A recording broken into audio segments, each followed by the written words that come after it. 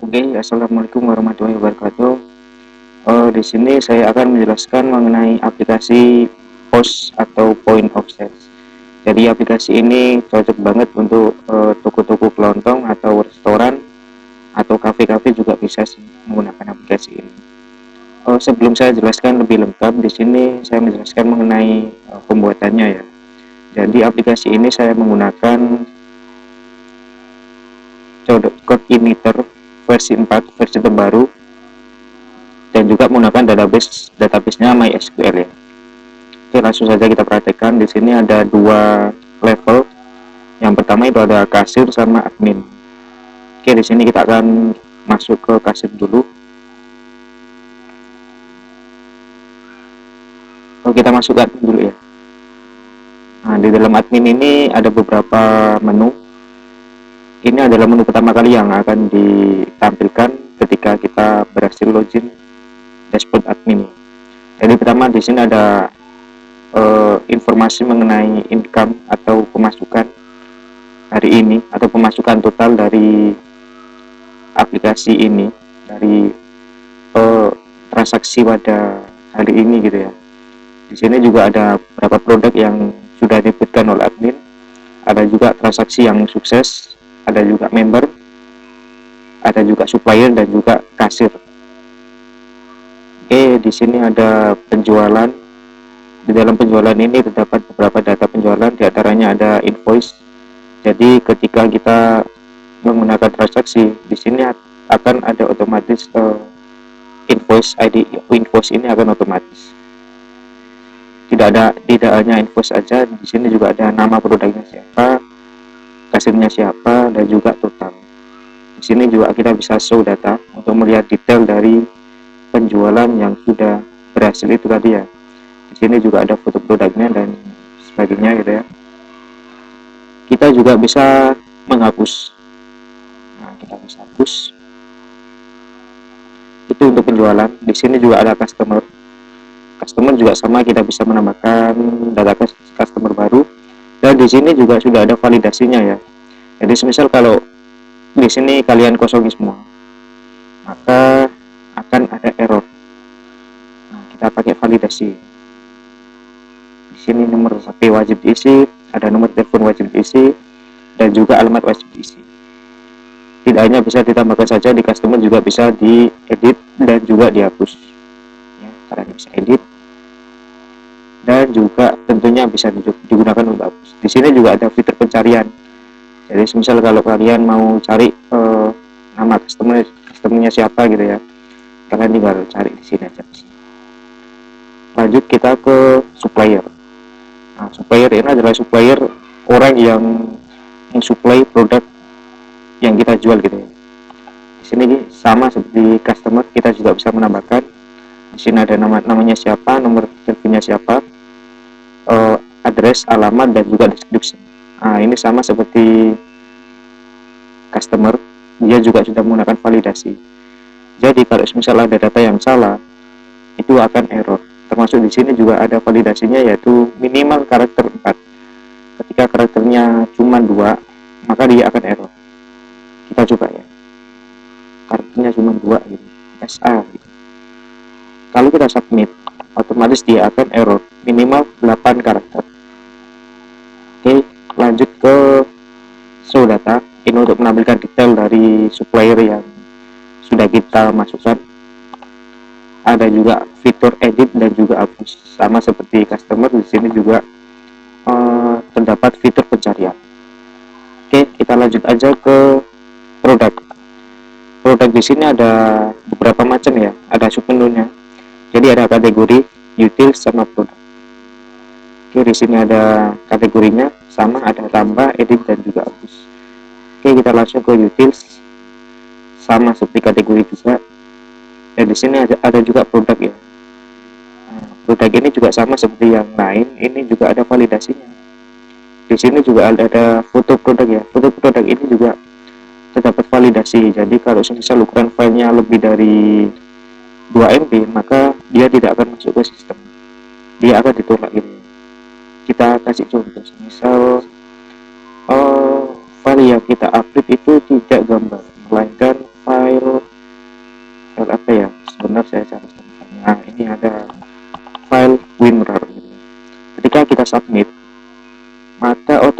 sini wajib berbentuk gambar gitu ya. Jadi di sini sudah kita validasi, jadi file yang diinputkan itu wajib image. Image-nya berupa JPEG, PNG atau JPG gitu ya. Dan juga ukuran maksimalnya itu cuma 2 MB. Jadi kalau misal ukurannya lebih dari itu ya otomatis akan ditolak oleh sistem. Oke, kita lanjut ya. Di sini juga ada stok. Agar kalian lebih paham, kita langsung masukkan ya. Untuk barcode-nya ini masih manual. Karena kalau misal nanti kita pakai untuk aplikasi pos untuk kasir, untuk kafe kan nggak mungkin ada barcode-nya gitu ya. Jadi barcode-nya ini kita bisa isi manual aja. Jadi kalau misal ini ID-nya 12 gitu nggak ada masalah sih. Kalau mau dikembangin untuk menggunakan scan barcode yang otomatis itu juga sebenarnya bisa. Kita misal sabun sehat.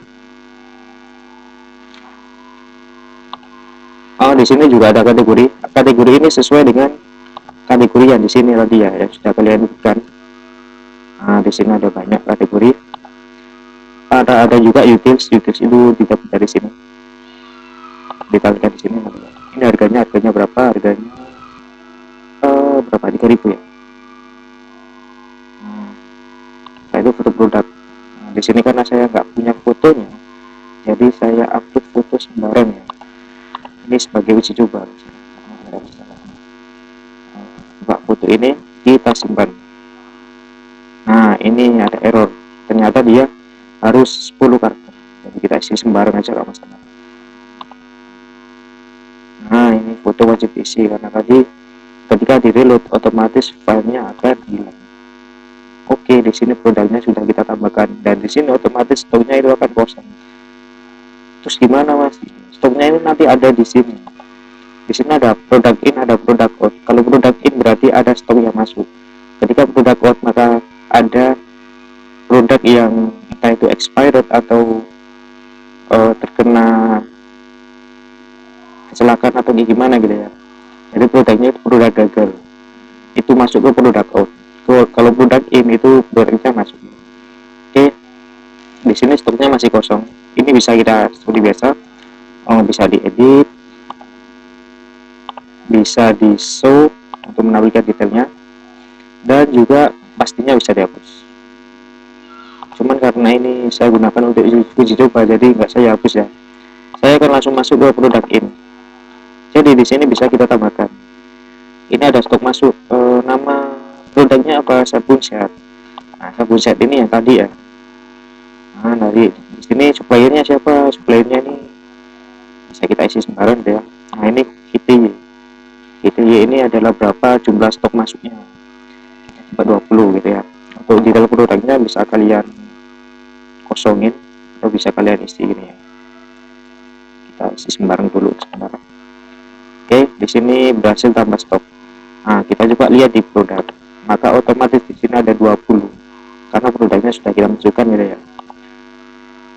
Ternyata kita coba untuk stop keluar. Ternyata produk sabun ini tadi produknya produk gagal. Ternyata ada yang expired atau kayak gimana gitu ya. Produk expired itu cuma 10.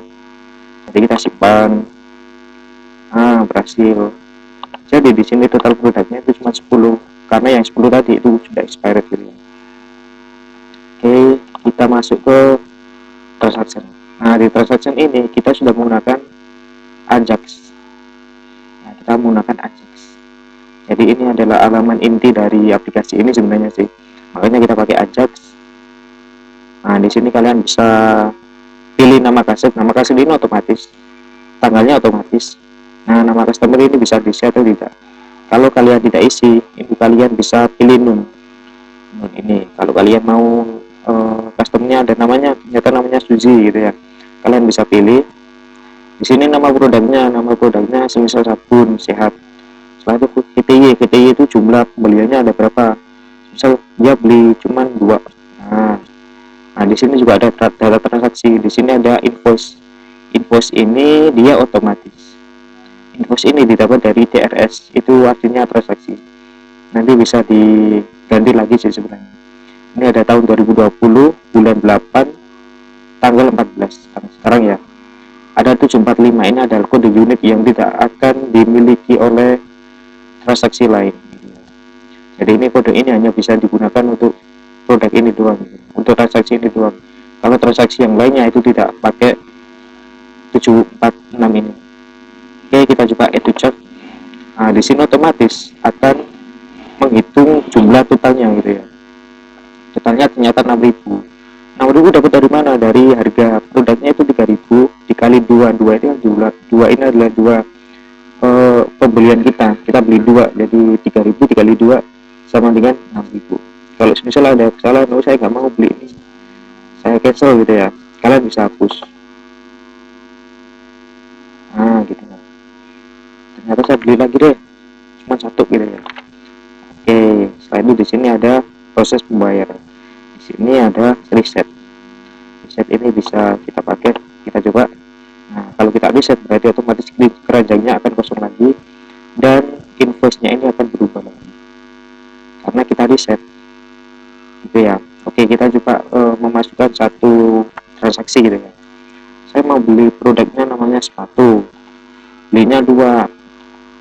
Nah, totalnya 120.000. Saya tambahkan lagi sabun, saya beli 2 juga, totalnya 180.000. Di sini nanti akan masuk uang cash. Uang cash itu adalah uang yang kasir terima gitu ya. Misal dia customer kita membawa uang 200.000. Oke, kita bisa enter, maka dia akan kembali 20.000. Di sini ada catatan misal pembelian sabun gitu ya, atau kita kosongin juga bisa sih. Setelah itu kita proses bayar, setelah itu bisa kita cetak. Nah, di sini akan ada informasi mengenai detail pembelian kita. Setelah itu bisa kita reset. Nah, maka dia akan otomatis balik lagi ke sini dan kita bisa menyebutkan untuk transaksi yang selanjutnya. Untuk melihat apakah transaksi kita sudah berhasil apa belum, kita bisa masuk ke sini. Nah, di sini ini kan tadi ya, yang invoice-nya ini dia beli sepatu atau nah itu ya, harganya 130. Dia juga beli sabun ini ya. Oke, kita lanjut ke laporan. Di sini ada customer, jadi customer itu bisa kita cetak. Data customer bisa kita cetak. Ada juga data supplier, bisa kita cetak juga.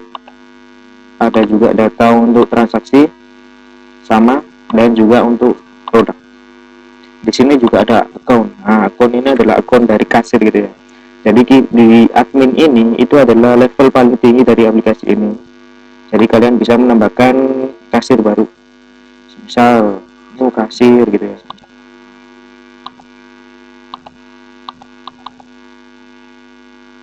Bentar, ini ada kesalahan.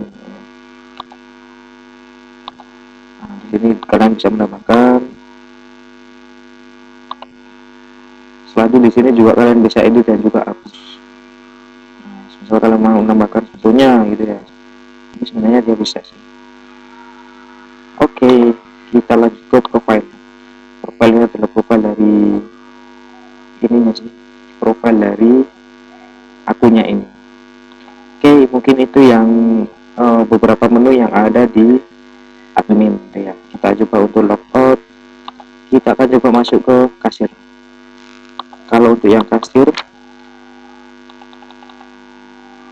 di sini dia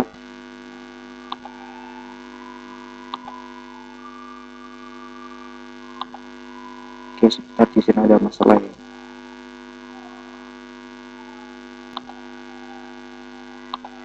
Oke, di sini kita bisa masukkan kasir. Kasir 1 2 3 4.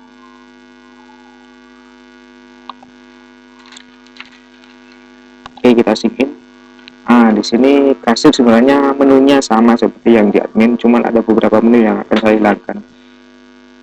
Di sini ada profile.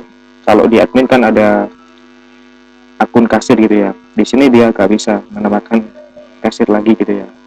Di sini hanya ada dashboard penjualan, jadi dia bisa melihat jumlah penjualan hari ini dan juga bisa mengecek penjualan yang masuk gitu ya. Jadi kalau misalnya ada customer yang pengen tahu, oh saya transaksinya yang kemarin itu mau cetak lagi dong, itu kalian bisa cetak lewat sini. Nah, kalau misalnya ada customer yang minta slip gitu ya, itu bisa dicetak lewat sini. Sama ada juga customernya juga sama, dia bisa menambahkan customer baru. Cuman kalau supplier itu tidak bisa, produk juga sama. Jadi untuk produk dan juga supplier itu hanya yang bisa mengintipkan itu hanya admin. Oke, kita langsung lanjut ke transaksi. Di transaksi sama seperti yang di admin tadi. Jadi kita bisa melihat di sini ada nama produknya, dan di sini ada nama kasir ini otomatis, tanggal juga otomatis. Nama customer ini juga bisa kalian custom sesuai nama customernya gitu ya. Kalau customernya belum terdaftar di database, maka kalian bisa pilih non. Di sini ada jumlah produknya berapa ya? Langsung sama beli dua. Nah, dua ini ya. Kita add to chart.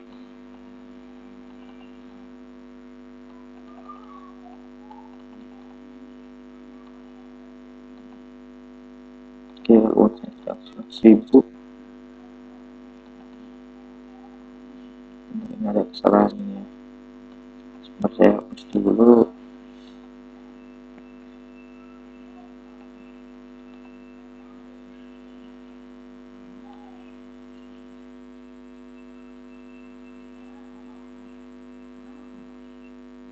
Oke, ini saya ini kan total harganya kan 120.000 ya. Saya bawa uang 150.000. Maka otomatis kembaliannya adalah 138.000. Oke, langsung kita ke proses pembayaran. Kita bisa cetak. Kalau sudah selesai cetak, bisa kita reset. Sama seperti yang di admin itu ya. Bisa kita reset, dan juga di sini ada profile ini sama digunakan untuk yang tadi ya. Nah, ini adalah transaksi yang tadi, jadi totalnya 120.000. Oke, mungkin itu saja yang bisa saya jelaskan pada video kali ini. Jika kalian berminat aplikasi ini, kalian bisa menghubungi Facebook saya. Facebook saya namanya Diki Meipe, atau kalian bisa menghubungi nomor WhatsApp saya yang ada di kolom deskripsi gitu ya. Kalau ditanya kenapa kok beli aplikasi ini sangat cocok untuk media pembelajaran gitu ya. Karena di dalam aplikasi ini sudah menggunakan CI versi terbaru, dan juga menggunakan Bootstrap, dan juga di dalamnya juga ada Ajax. Ya, di sini ini ada Ajax. Jadi bisa digunakan untuk pembelajaran sebenarnya. Atau mungkin kalian mau kembangin lagi, bisa. Atau buat usaha kalian yang usaha untuk kasir gitu ya, yang butuh aplikasi POS, ini juga sangat bisa. Jadi kalau semisal aplikasi ini digunakan untuk kasir, semisal untuk kafe gitu ya, untuk kafe berarti kalian tinggal produknya ini kalian ganti gitu aja sih. Ini kalian sesuaikan dengan produk kalian, termasuk juga kategori kalian sesuaikan juga, YouTube kalian sesuaikan juga. Di sini juga multi kasir gitu ya. Jadi kalau misal kasirnya ada dua, itu nggak ada masalah. Kasirnya tiga pun nggak ada masalah sih. Kalian tinggal menambahkan kasir, yang ada di menu admin tadi ya. Oke, mungkin itu saja yang bisa saya jelaskan. Oh ya, ini ada informasi tambahan bagi kalian yang beli aplikasi ini 10 orang pertama, kalian akan mendapatkan diskon menarik gitu ya. Jadi yuk buruan beli aplikasi ini sebelum benefit atau potongan harganya ini terpenuhi gitu ya. Oke, wassalamualaikum warahmatullahi wabarakatuh.